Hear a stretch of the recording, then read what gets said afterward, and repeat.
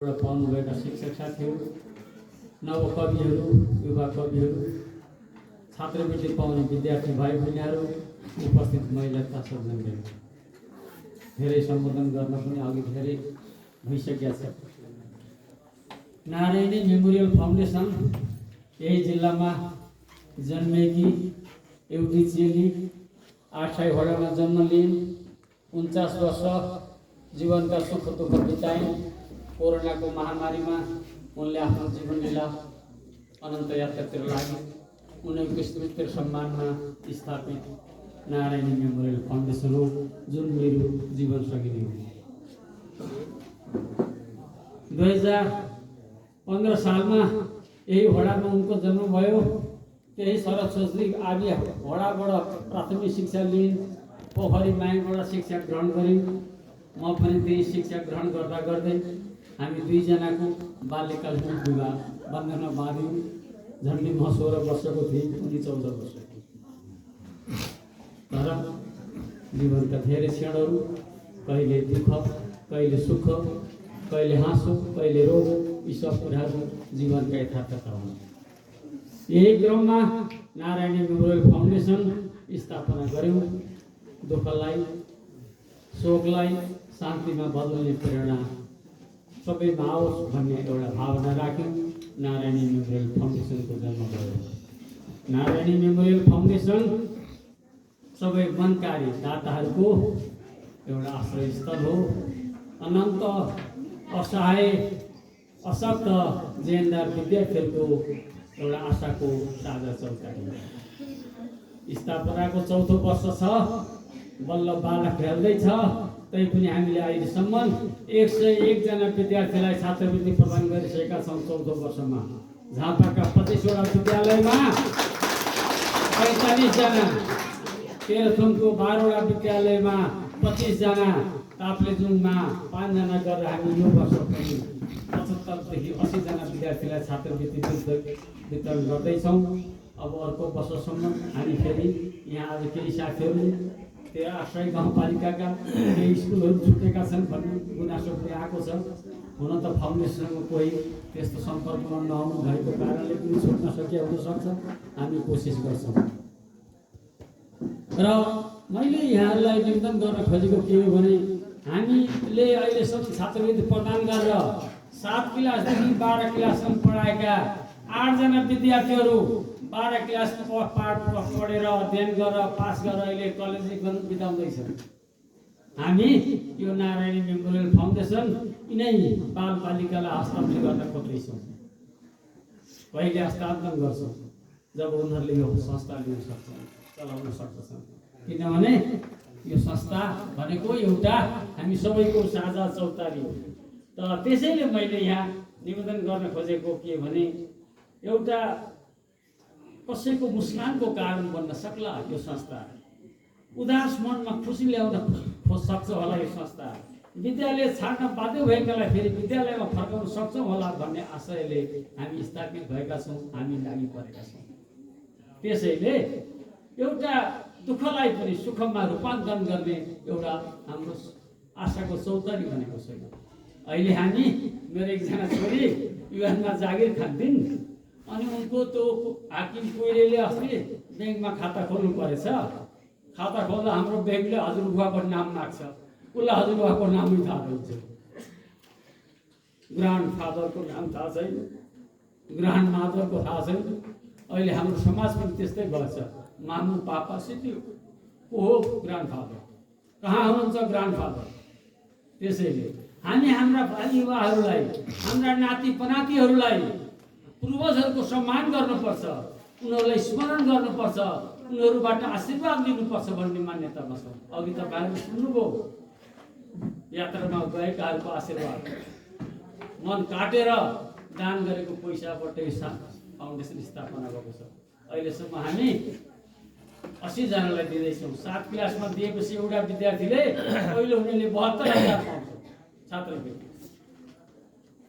र त्यसैले यहाँ साथीहरू सरहरूलाई म अनुरोध गर्न चाहन्छु के भने, अब्राहम लिङ्कनले एउटा पत्र पठाएर सरलाई, सर मेरो छोरालाई असल जीवन दिनुहोस्। असल जीवन दिने आगे को हुनु पर्छ, सरहरू हुनुपर्छ। त्यसैले अघि चक्कर डस्टर खियाएर शिक्षा दिनेलाई भनेको छ नि गीतमा, छात्रवृत्ति पाउने सबै नानी बाबुलाई चक्कर डस्टर खियाएर ज्ञान सर्नेलाई, घाँस काटी उठाएर दान दिनेलाई। हेर्नुहोस् त हाम्रो स्वागत गीतमा अघि यो कसैको पैसा धेरै भएर आएको छैन, यहाँ घाँस काटेर उठाएर दानको रूपमा स्थापियो, कुनै आइएनजिओ होइन। त त्यसैले शेक्सपियरले भने के अरे यो हाम्रो अब मैले भने अब्राहम लिङ्कनको पत्रमा साँचो अर्थमा बाँच्न सिकाइदिनुहोस्, दुःखमा पनि हाँस्न र आँसुहरूका बिचमा पनि आशा जगाउन सिकाइदिनुहोस् भन्ने प्रेरणाबाट यो संस्था प्रेरित छ।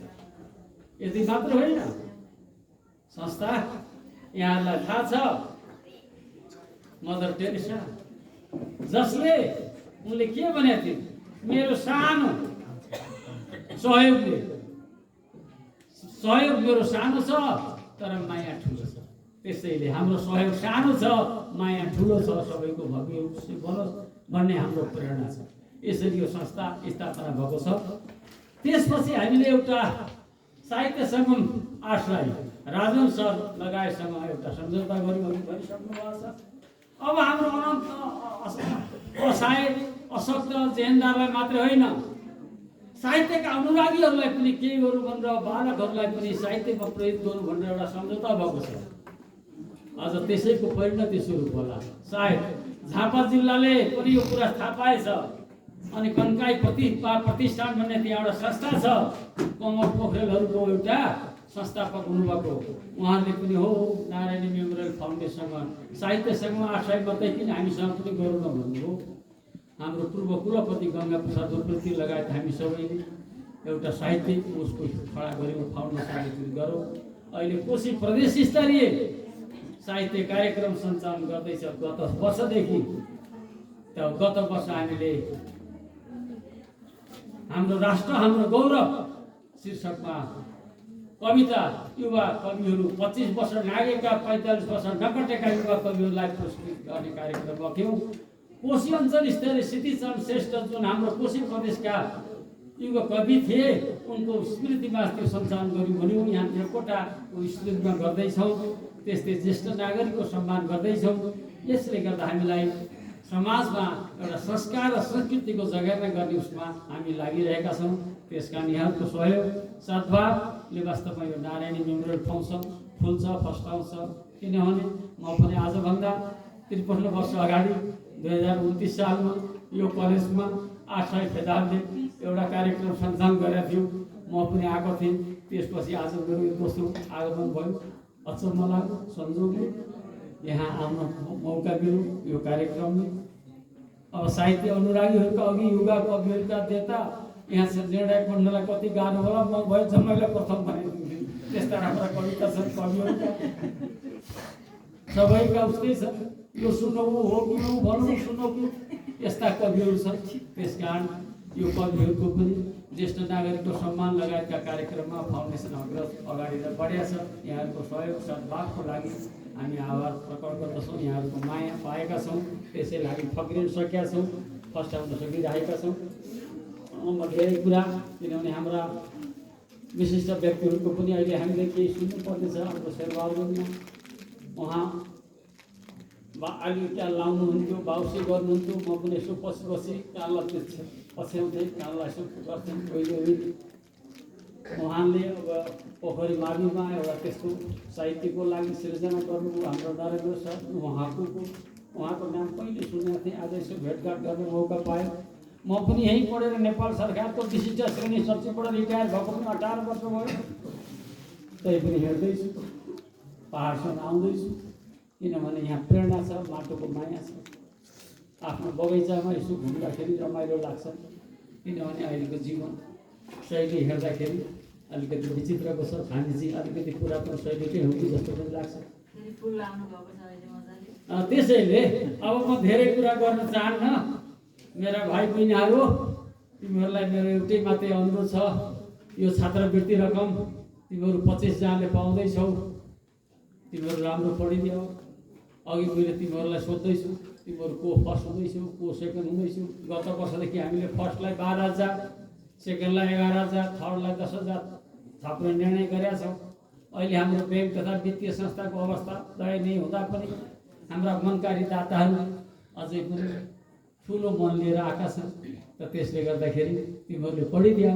यहाँ अभिभावक हुनुहुन्छ, उहाँहरूले यो पैसा आफ्नो घर खर्चमा खर्च नगरिदिनु होला, विद्यार्थीकै पढाइमा मात्रै खर्च गरिदिनुहोस्, मेरो अनुरोध छ। किनभने हाम्रा दाताहरू, हाम्रा ती पूर्वजहरू आज मेरा नातिले, मेरा छोराले मेरो पनि खाता खोलिदिएछन्, मैले पनि पढाउँदै हेर्छु भनेर आजको बेलुकाको त्यो गोदुली साँझमा उनीहरूले पनि त्यो चौतारीमा आएर विश्राम स्थलमा आएर उनीहरूले वार्ता गर्छन्। किनभने हाम्रो हिन्दू संस्कार र संस्कृतिमा मान्छे मरे पनि उसको प्राण बाहेक त घुमिरहन्छ भन्छौँ नि, त्यस्तै आज तिमीहरूले विभिन्न स्मृति र सम्मानमा छात्रवृत्ति पाउँदैछौ।